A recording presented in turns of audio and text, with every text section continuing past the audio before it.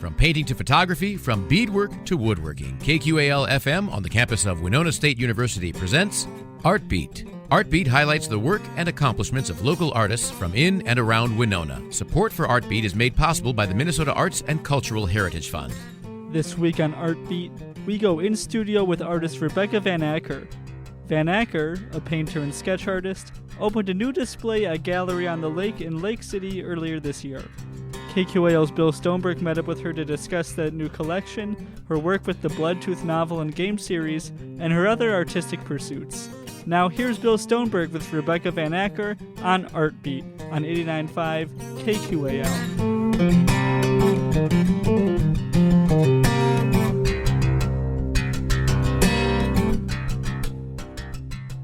I'm here today with Rebecca Van Acker. She's a local artist who has work being exhibited in Lake City right now at Gallery on the Lake.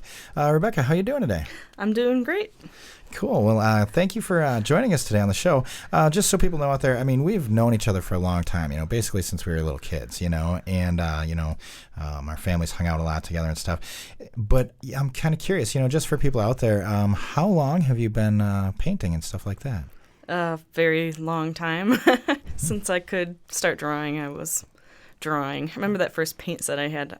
I started out with oils, and then I learned I don't really like oils very much, but I love trying different media, so I really launched into a lot of different things. So you work, like you mentioned, there's different mediums that you work in, and ones you like or focus on, whatever. You have inks, you have watercolor, acrylic. Do you have a favorite, or? It honestly depends on what I'm making. Okay. If I'm making something for the game, I do watercolors for them. I do kind of an 8x10 size watercolor. And the reason I like watercolor for that is because you can easily fill in a background for these things. With a watercolor, you just make like a nice wash, and that's fun for me. That's the fun part. And throwing salt on it and making effects, making things glow, and so. And then salt, huh? Yeah, the salt. I'm not quite. What it does is it sucks the pigment into the salt, and it leaves like a burst or a star kind of on the paper. Nice. So yeah, if I'm trying to make it like some laser beam that's glowing, I will leave that part white and make it like pink or something, and then throw salt in it so it looks like it's crackling. Wow. Yeah. Oh, that's neat. I like that. Yeah, nice. I mean, it works really good for the game art. And then I just let the watercolor dry, and then I can get those details in with like color pencil. Right. And we should mention too the game that you're speaking of. It is so you work with a role-playing game and create the images for that, and you also are creating some novels that are kind of tied to it, right? Yes. So the characters and the storyline of the novels I've had kind of with me for many years, but I was approached by the people who were developing this game. I knew one of them very well. He was a teacher at my high school. Okay. And he remembered that I was into art. They wanted me to do the artwork, and they wondered if I would be interested in writing a novel to go with the system, because it was kind of their idea to have novels that would become modules and go back and forth, like feed on each other. I think that's a great idea. It gets kids involved. It gets people involved with the storyline. Yeah, definitely. Yeah. You feel more invested with it, I think, than when you play, because you've been immersed in that world from the novel. Yeah. That's right. That was the idea. We're still like kind of trying to get there, but it's a lot of work to write 3 novels. Yeah, I can imagine. And then you're painting on top of that, doing all that work as well. Yes, I'm busy. I don't know a lot about painting, in itself, but it seems to me like if you're painting something large like that, is it easier to kind of get lost in it? You can, but I think that's when like a studio space comes to be very important, like your equipment and stuff, because I am constantly backing away, moving from side to side, just and I never really learned acrylic painting in school, so I try to work on my strokes. I look at other pictures and stuff, but I know that I've never officially like learned how to do it. I just like colors, and I like trying to make those shadows work. So I do what I can. I'm really trying to work hard on my strokes because I know in some of my older work, not that great. But well, that's how it works, though, right? It's always a progression. Yeah, right. Cool. Well, so. And just for people out there, I want to let you guys know, if you want to look kind of follow along, you can check out Rebecca's artwork at RebecaVanAcker.com. And she's got artwork there. And there's also links to the role-playing game and the novels, information on that as well. So go ahead and check that stuff out. So you have a lot of different styles that you do. We kind of mentioned that a little bit. How do you decide, what you're going to work on that day? Is it just kind of on demand, like what you need to get done? Or do you get inspired to today I'm going to start something brand new and it's going to be ink instead of acrylic or, Good question. So if I will be hired. It's been a pretty good couple of years for getting commissions. So I usually have one or two sitting there that I need to get done. Right. And that'll just determine what I'm doing. If I have an in-between period where I don't have a commission to work on, I guess whatever's been selling really well, I'll try to make more of those. The giant flowers, I keep selling out of those. Wow. Yeah. So I try to make more. They're big. They suck up a lot of paint. I guess I should probably charge more for them because. Right. But I don't want my art to be so expensive that no one can afford it. I want people to have access to, an actual original painting. Yeah. That's fun. I like that attitude, because that's, I always think about that too when I go to, art galleries and stuff and shows, local receptions that, man, sometimes I feel like I just can't afford some of it, and it's like. And there's if you have stuff in a gallery, a lot of times the gallery will have at least a 50% commission they take on it. So, and, getting the work there and the tax and the artist is responsible for those things. And so their actual, what they're making on it is probably, it's nowhere near what the cost is on, where you're getting it. Yeah. Well, there's your materials and all of that, but there's also all the time you put into it as well. It's not the hours. It doesn't just happen like that, Yeah. Well, do you have a process where you paint every day or kind of how does that work? I try to do the editing stuff, the writing stuff in the mornings when my brain is really working well. Right. With coffee and all that. And then after lunch when you get that kind of, I always get really sleepy after lunch, but that's when I will do the artwork because I can honestly be talking on the phone while I'm doing artwork. And it's just, it's like my other half of my brain was working on the project or something. It's weird.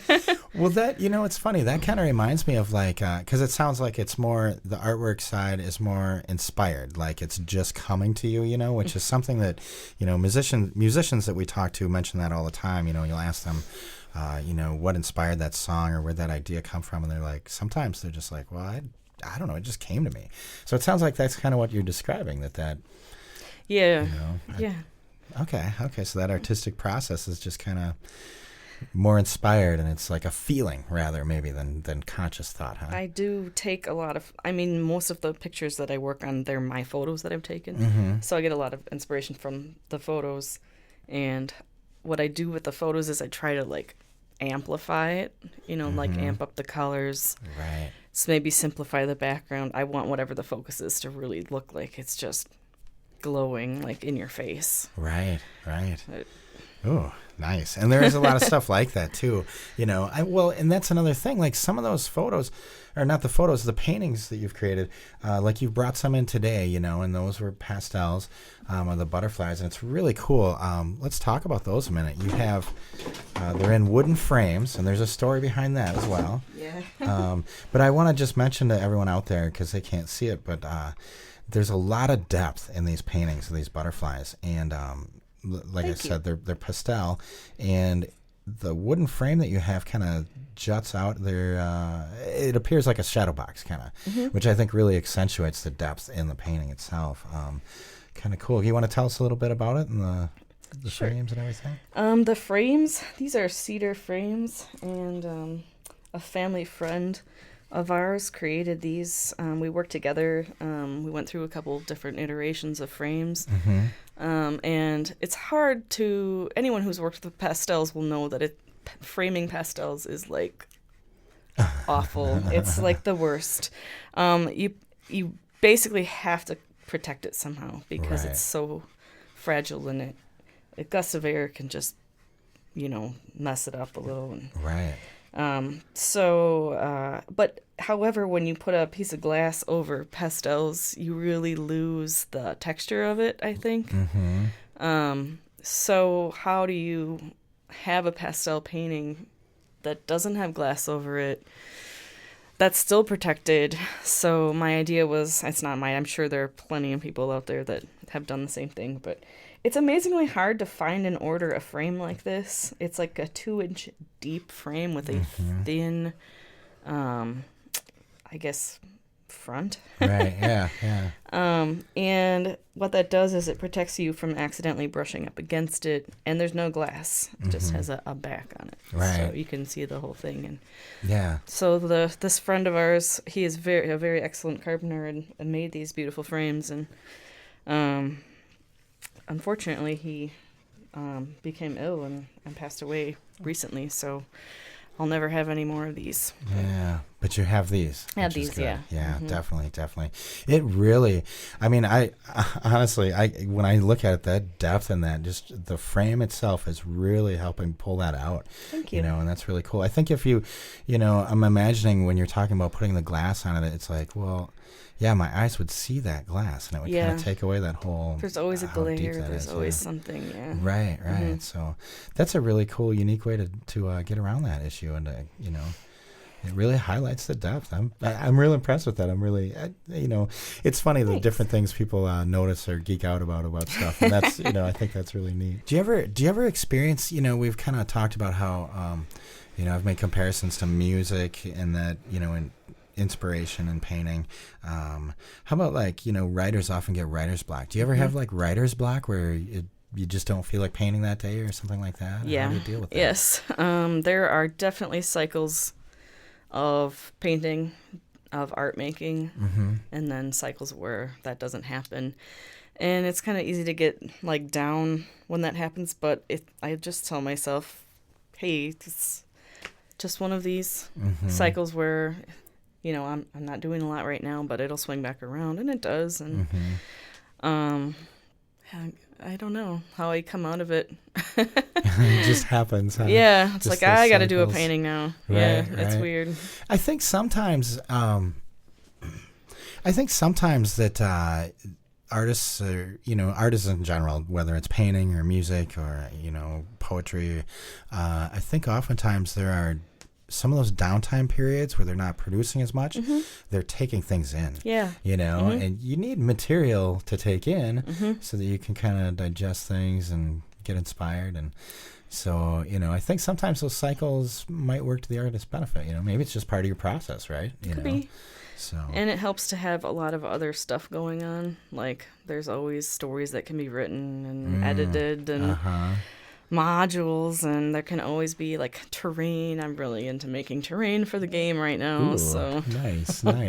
So I suppose even if you're not painting, there's still plenty you can work on that's kind of in the same realm, that whole creative process. I might not want to paint today, but I know I could edit that mod or something. Right. Work on the rest of that novel, huh? Yeah. Oh gosh, that is one thing that I know I will. Because writing the novel is fun. To me, writing the novel was great. Awesome. Editing the novel is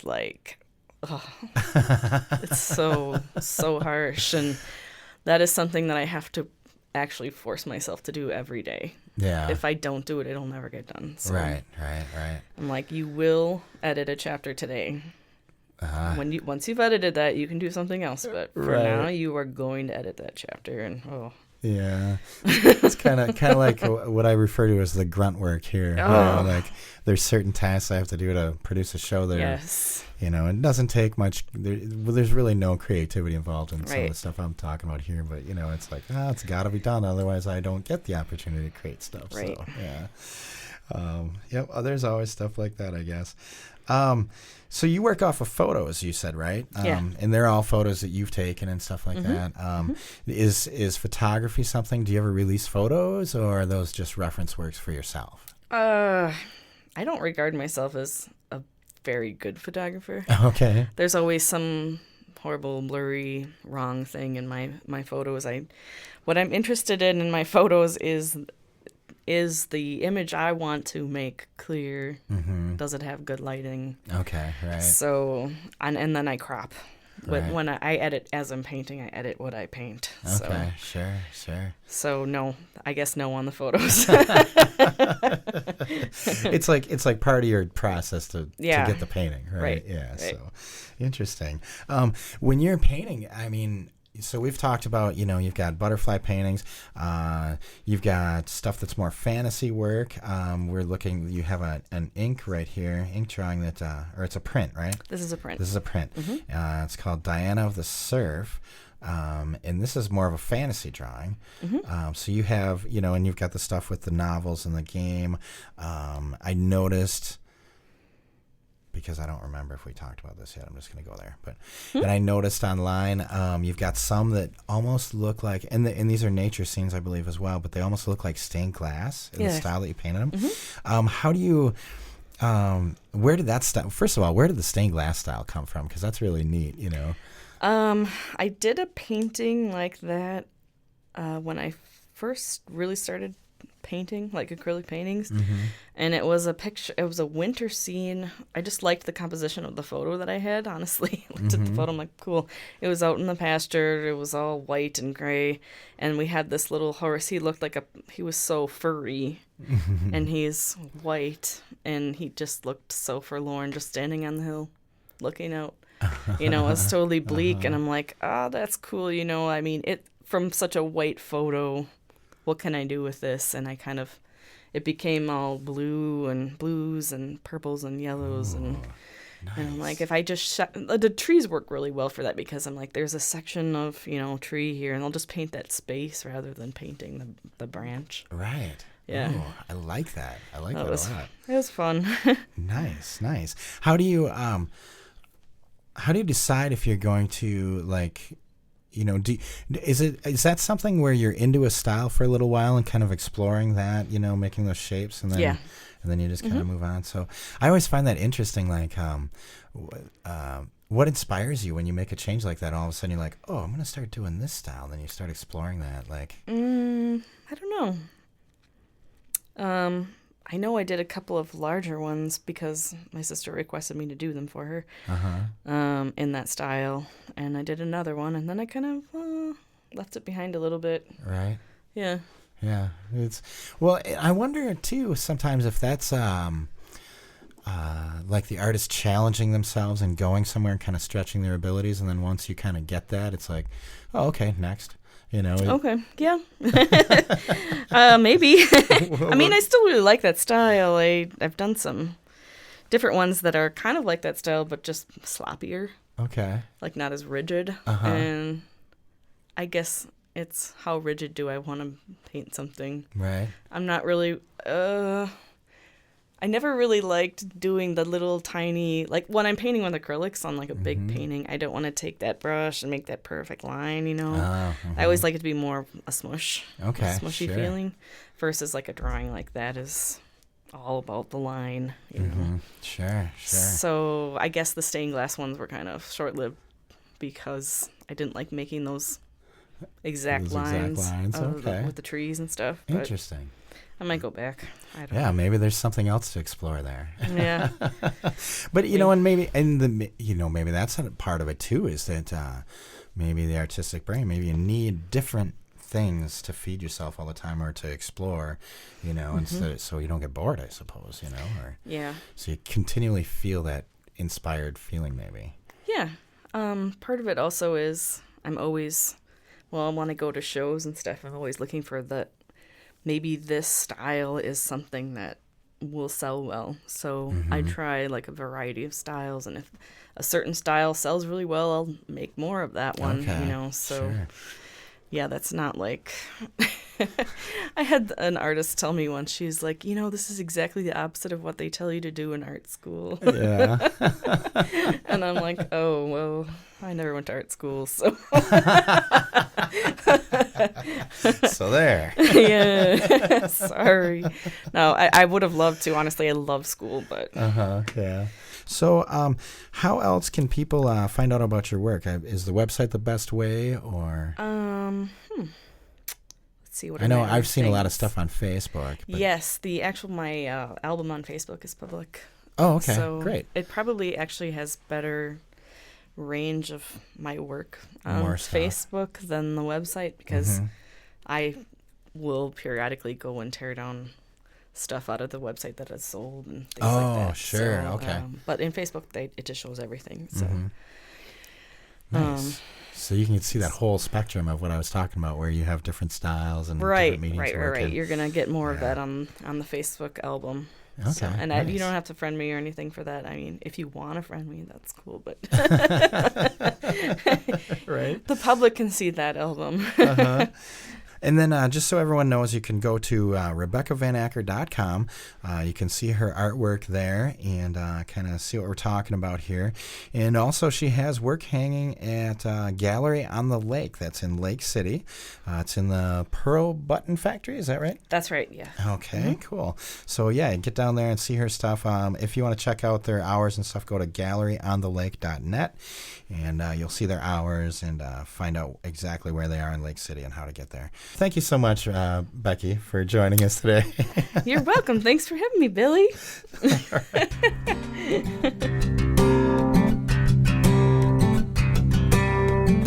Thanks again to Rebecca Van Acker for joining us on this episode of Art Beat. To stream this episode or any other episode of Art Beat, visit kqal.org and select the Media tab. I'm Willard Hike. Thanks for listening. Art Beat is written and produced by KQAL-FM on the campus of Winona State University. Visit us on the web at kqal.org. Is art an important part of your life? Find podcasts of Art Beat and all your favorite KQAL shows at kqal.org. Art Beat is made possible by a grant from the Minnesota Arts and Cultural Heritage Fund.